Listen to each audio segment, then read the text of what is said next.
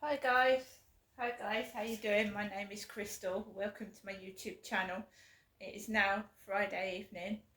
If you like my videos, please press the like button. Please do subscribe. Alexa, what's the time, please? The time is 7:31 p.m. Right, guys. So, good evening. I'm very tired. I'm very tired indeed. I'm tired. I'm exhausted. I'm not a young woman and I'm not an old woman either. I'm in the middle, but I'm very tired.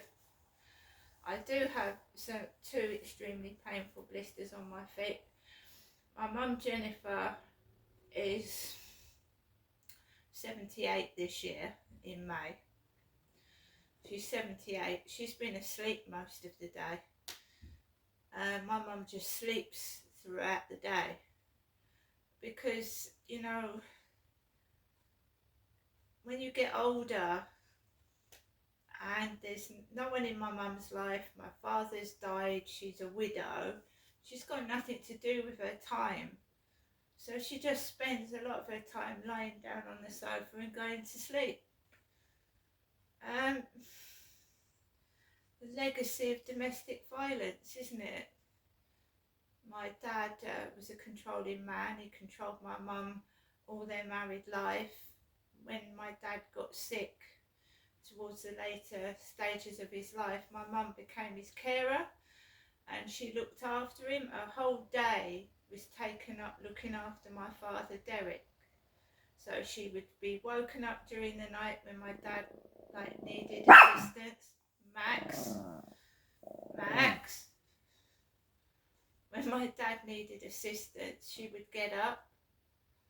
What made me laugh, my dad would say to me, he would say, respect your mother, you know, respect your mum. And then he would treat my mum like dog shit.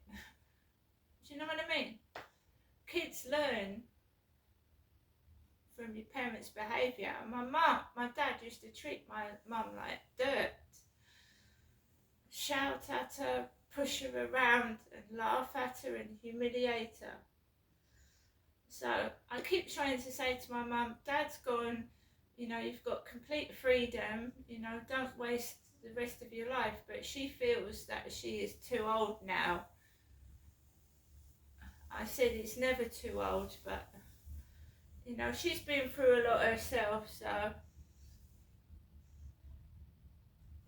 I rang her up to check how she was and she sounded dog tired. I'd woken her up out of her sleep at, what time was it? At 4 o'clock in the afternoon. My mum was asleep on the sofa. I was out having an ultrasound scan.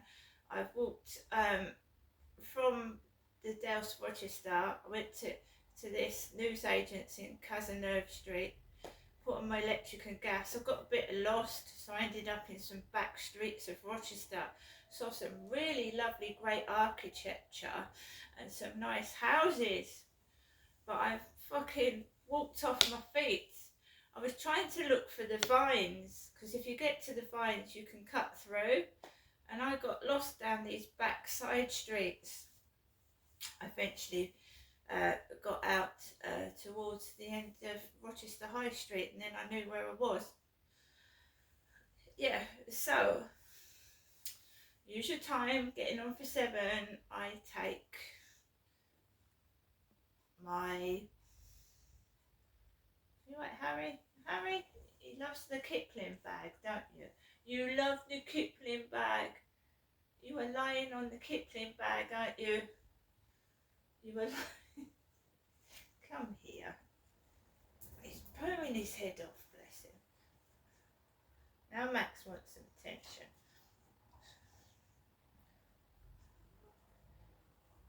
What's the matter? Oh, give him a cuddle. Give him a cuddle. That's it.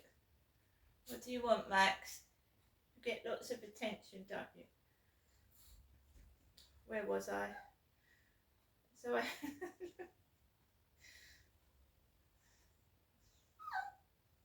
What's he doing? He's having a cuddle like you do. That's it. So I take Max out for a walk around 7ish, and I'd inhaled a load of weed, so I was a bit unsteady on my feet. I don't know why, but it also makes me irritable. So inhaling weed makes me irritable. It makes my eyes sting, it makes my nose sore, and in the roof of my mouth, because I breathe through my mouth. So I was a bit irritable before I went out, a bit agitated and irritable. Max kept barking as well. It affects pets. I used to have an ex that smoked, and he used to have a cat, and he used to shut all the windows and smoke inside his flat, and the cat was literally grabbing the window, meow, meow, meow, trying to get out. So smoking does affect pets as well as children.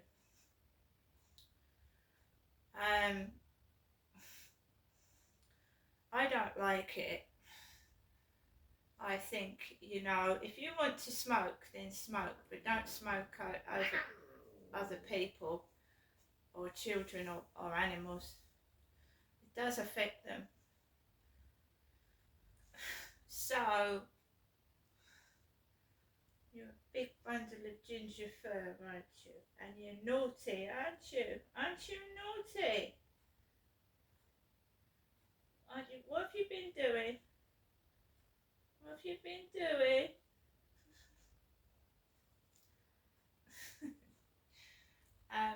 So yeah, I went out.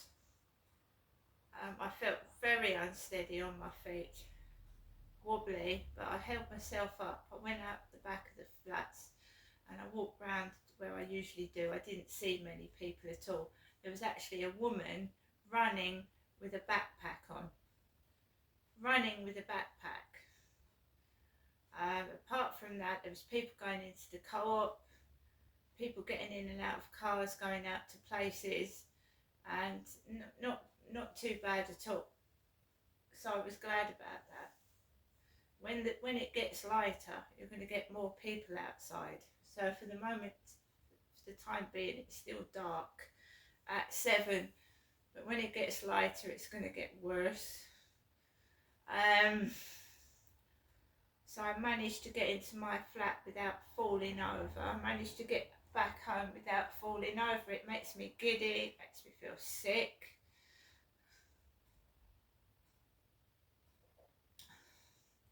And here I am now. Sometimes you have to pull pets away from things. Harry has a tendency, if I've got a bag, he'll stick his head in it. So I have to pull him off. He sticks his head into bags and he gets his head stuck. So you have to save them from hurting themselves, you have to pull them away from something. Do you know what I mean? It's like a child when you've got a toddler, and it keeps, if you don't lock your cupboards and you don't lock the drawers, a child will pull the cupboards open. Before the days of all these safety things in sockets and plugs on doors that you can get, kids would open doors and get hold of your makeup and then smear it all over their face. Sometimes you have got to pull a child or a pet away from something so that it doesn't hurt himself. I don't like doing it, but I don't want my cat to hurt itself. He keeps jumping into bags. He'll put his head, it might not be, not necessarily a plastic bag, my handbag, a shopping bag, or he'll stick his head down a box. You know, the other day I opened something from eBay. It was like a little box, and he just poked his head down it, and he was walking around with the box on his head. So you know, that's it. It was a long time ago since I had a kitten. It was about 13 years ago, and I just forgot how kittens behave. And he's a big kitten, he just keeps eating and eating, and he's like Snowball 2 being reincarnated. He's exactly the same behaviour as my adult white cat that passed away last year.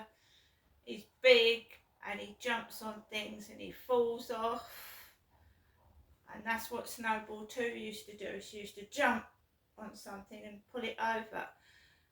My elder tortoiseshell cat, she's just quiet. She'll just sit. She'll sit and meow when she wants some food, but that's about it. So this evening, guys, I missed Dragon's Den and The Apprentice yesterday.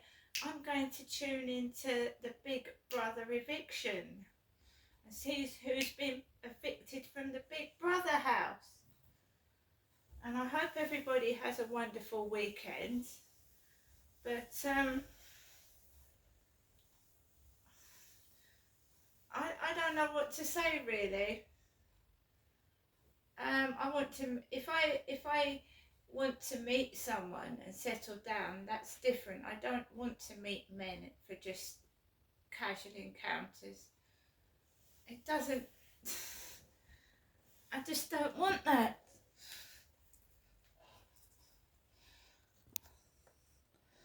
So have a great evening, guys.